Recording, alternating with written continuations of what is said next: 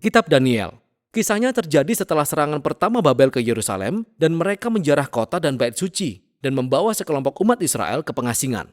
Di antara mereka ada 4 orang yang berasal dari keluarga Daud, yaitu Daniel yang nantinya disebut Beltsasar dan 3 orang temannya yang lebih kita kenal dengan nama Babelnya yakni Sadrak, Mesak, dan Abednego. Kitab ini berkisah tentang perjuangan mereka untuk memelihara pengharapan di wilayah musuh mereka. Rancangan kitab ini sekilas tampak sederhana. Pasal 1-6 berisi kisah tentang Daniel dan teman-temannya di Babel, sedangkan pasal 7-12 berisi penglihatan Daniel tentang masa depan. Namun kedua bagian ini menjadi lebih menarik karena fitur rancangan lainnya, yaitu bahasa yang dipakai dalam kitab ini. Awalnya kitab ini menggunakan bahasa Ibrani yaitu bahasa kaum Israel, tapi pasal 2-7 ditulis dalam bahasa Aram, bahasa sepupu dari bahasa Ibrani yang dipakai secara luas di antara kerajaan-kerajaan kuno. Tapi kemudian di pasal 8-12, kitab ini kembali menggunakan bahasa Ibrani. Rancangan ini menunjukkan bahwa pasal 2-7 merupakan bagian yang berkesinambungan, yang juga menunjukkan pentingnya pasal 2 dan 7 untuk kita memahami pasal-pasal selanjutnya dalam kitab ini. Mari kita masuk lebih dalam. Pasal 1 memperkenalkan fokus utama dari paruh pertama kitab ini, yaitu Daniel dan teman-temannya. Mereka sangat bijaksana dan cakap, dan mereka diangkat menjadi pegawai di istana kerajaan Babel. Tapi mereka ditekan untuk menanggalkan identitas keyahudian mereka dengan cara hidup dan makan seperti orang Babel dan melanggar aturan makan orang Ibrani yang ada di kitab Taurat.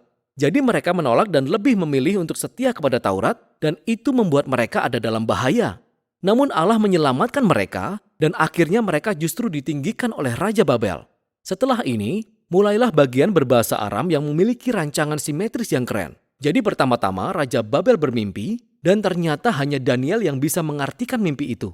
Mimpi itu tentang sebuah patung yang amat besar yang terbuat dari 4 macam logam dan yang menyimbolkan beberapa kerajaan dan kepalanya menyimbolkan Babel. Tapi kemudian sebuah batu besar menimpa dan meremukkan patung itu dan batu itu menjadi gunung yang besar. Nah, mimpi ini hanyalah yang pertama dari banyak penglihatan simbolis dalam kitab ini. Dan mimpi ini memperkenalkan alur cerita dasar dari semua penglihatan lainnya. Daniel mengatakan bahwa patung itu mewakili deretan kerajaan manusia yang berawal dari Babel, dan mereka semua akan memenuhi dunia milik Allah dengan kekerasan. Namun, suatu saat, kerajaan Allah akan datang dan akan melawan serta merendahkan kerajaan-kerajaan sombong di dunia dan memenuhi bumi dengan keadilan yang memulihkan dari pemerintahan dan kekuasaan Allah. Berikutnya, pasal 3 menceritakan kisah yang terkenal tentang 3 teman Daniel yang menolak untuk sujud dan menyembah patung berhala yang besar, yang sama halnya dengan patung di pasal 2. Patung itu menggambarkan raja dalam kekuatan kerajaannya. Jadi teman-teman Daniel dijatuhi hukuman. Mereka dilemparkan ke dalam perapian yang menyala-nyala. Tapi Allah melepaskan mereka dari maut dan mereka dipuji oleh raja, yang sekarang mengakui bahwa Allah mereka adalah Allah yang sejati. Setelah ini ada 2 kisah tentang 2 raja Babel. Sang bapak yaitu Nebukadnezar dan anaknya yang bernama Beltsasar. Mereka berdua penuh kesombongan karena kekuatan kerajaannya. Jadi, sama seperti di pasal 2, Allah mengingatkan mereka berdua melalui mimpi dan penglihatan. Dan sama seperti di pasal 2, hanya Daniel yang bisa mengartikan mimpinya. Daniel meminta kedua raja itu untuk merendahkan diri di hadapan Allah dan kedua raja itu dengan sombongnya menolak. Jadi Nebukadnezar menjadi gila. Dia menjadi seperti binatang liar di padang. Tapi kemudian dia merendahkan diri di hadapan Allah dan kemanusiaannya dikembalikan kepadanya. Dia dipulihkan kembali sebagai raja. Kisah ini sangat bertolak belakang dengan anaknya, Beltsasar, yang tidak mau merendahkan diri di hadapan Allah dan terbunuh malam itu juga. Nah, kedua kisah ini mengambil gambaran dari Kejadian pasal 1 dan 2 dan Mazmur 8, di mana manusia digambarkan sebagai gambaran yang mulia dari Allah. Allah telah memberi otoritas kepada manusia untuk berkuasa atas semua binatang di padang dan burung-burung di udara atas nama Allah, yang adalah Raja sejati dunia. Tetapi ketika kerajaan manusia melupakan hal itu, ketika mereka memberontak dan menjadikan diri mereka dan kekuatan mereka sendiri sebagai Tuhan, mereka menjadi lebih rendah daripada manusia, seperti binatang buas yang akan menghadapi keadilan Allah. Kisah ini membawa kita ke pasal 6 yang merupakan pasangan dari pasal 3. Kali ini Daniel lah yang dihukum oleh karena ia menolak untuk berdoa dan menyembah raja sebagai Allah. Dan sama seperti teman-temannya, Daniel dijatuhi hukuman mati dan dilemparkan ke dalam gua singa. Namun Allah meluputkannya dari binatang-binatang itu dan sama seperti teman-temannya, raja meninggikan Daniel dan memuji Allahnya. Dan kisah ini menuntun kita ke pasal 7. Pasal 7 berpasangan dengan pasal 2 dan merupakan bagian tengah kitab ini. di mana keseluruhan temanya menyatu. Ini adalah mimpi yang lainnya. Tapi kali ini Daniel lah yang bermimpi. Dan ironisnya Daniel tidak memahami mimpinya sampai seorang malaikat menjelaskannya kepadanya. Daniel melihat 4 binatang besar. Ada yang menyerupai singa, beruang, dan macan tutul yang bersayap. Masing-masing binatang ini melambangkan kerajaan yang sombong. Dan binatang yang terakhir adalah binatang yang menakutkan dan digambarkan sebagai kerajaan yang sangat jahat.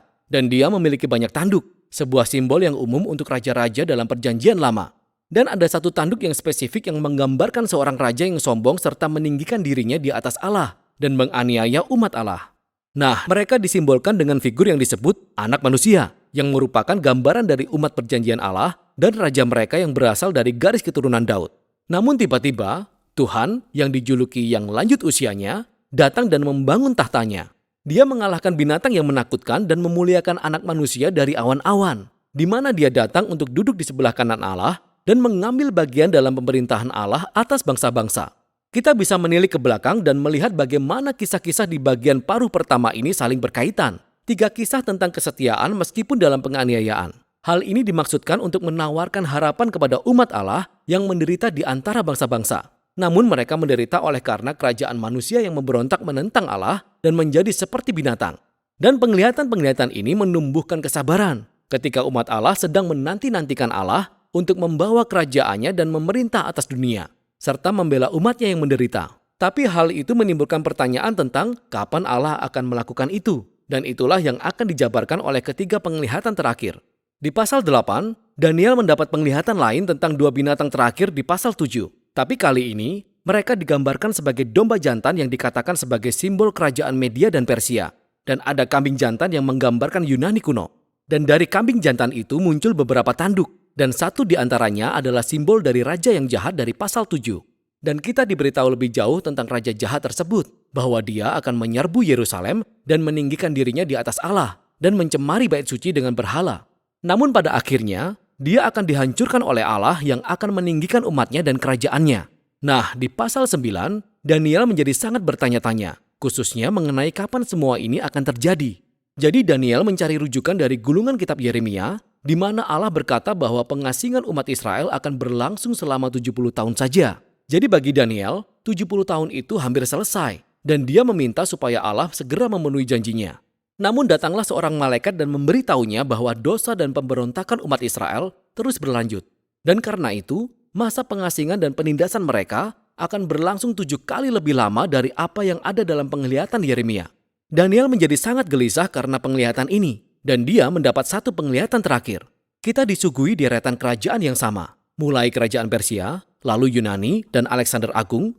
Kemudian diikuti oleh raja-raja yang lebih kecil yang kesemuanya mengarah kepada raja terakhir di utara yang akan menundukkan Yerusalem, membangun berhala di bait suci, dan mengagungkan dirinya di atas Allah. Namun tiba-tiba, raja ini menemui kehancurannya. Nah, ada perdebatan yang tiada akhir mengenai apa makna dari penglihatan ini. Banyak yang melihat adanya hubungan yang jelas dengan eksploitasi Raja Syria, Antiochus, di tahun 160-an sebelum Masehi. Dia membunuh banyak orang Yahudi yang setia di Yerusalem dan mendirikan berhala di bait suci. Beberapa orang lainnya merujuk kepada peran kekaisaran Romawi dalam eksekusi atas Yesus dan kehancuran Yerusalem dan bait suci pada tahun 70 Masehi. Dan beberapa orang lagi berpikir bahwa itu masih akan digenapi di masa yang akan datang yang akan terjadi ketika Yesus datang kembali. Nah, masalahnya sekarang adalah bahwa simbol-simbol dan angka-angkanya tidak sinkron dengan pandangan-pandangan ini secara sempurna. Tapi terbuka kemungkinan bahwa mereka semua benar. Kitab Daniel dirancang untuk menawarkan harapan kepada generasi masa depan umat Allah. Harapan itu ditawarkan pada masa kekaisaran Antiochus dan terus berlanjut sejak saat itu. Itulah sebabnya Yesus bisa memakai gambaran dari kitab Daniel untuk menggambarkan dan melawan para pemimpin yang suka menindas, yang ditentangnya di Yerusalem. Itulah sebabnya Yohanes yang menerima wahyu dari Allah, yang menulis kitab Wahyu, bisa mengadaptasi penglihatan Daniel dan menerapkannya pada kekaisaran Roma pada masa itu dan semua kerajaan di masa depan yang suka menindas.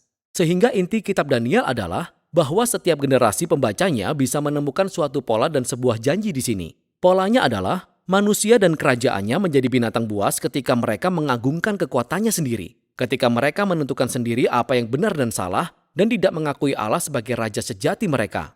Namun Daniel juga memegang sebuah janji bahwa suatu hari Allah akan melawan binatang buas itu. Dia akan menyelamatkan dunia dan umat kepunyaannya dengan membawa kerajaannya ke semua bangsa. Jadi bagi setiap generasi, kitab ini menyampaikan pesan pengharapan yang seharusnya bisa memotivasi kesetiaan. Dan itulah isi kitab Daniel.